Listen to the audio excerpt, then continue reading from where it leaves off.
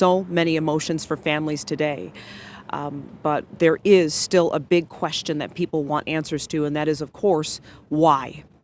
We're learning the suspect had no ties to Michigan State.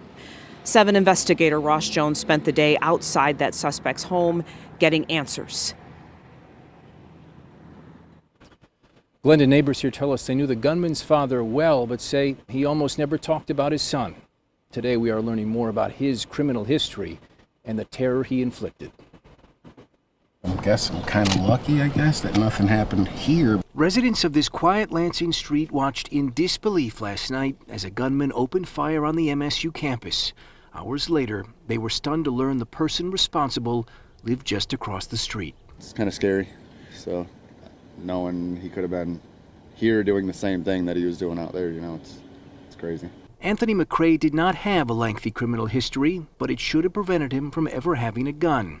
On June 7, 2019, just before 2 a.m., records show Lansing police found him sitting on the steps of this abandoned building. An officer was patrolling the area due to a rash of burglaries. When confronted, the suspect told police he was carrying a .380 semi-automatic pistol.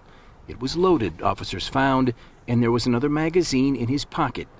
He did not have a CPL and was charged with a felony, carrying a concealed weapon.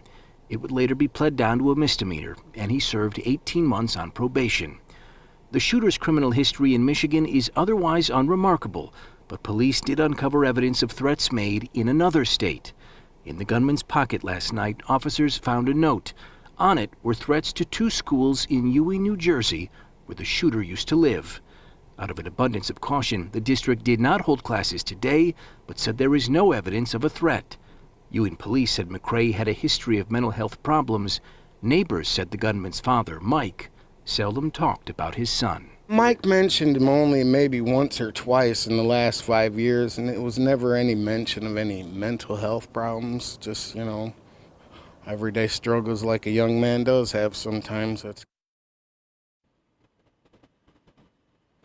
One thing neighbors do remember hearing from the gunman's home behind me several times throughout the years: gunfire. We'll have more on that as our coverage continues on 7 Action News at 6. For now, we're live in Lansing. I'm Ross Jones. 7 Action News.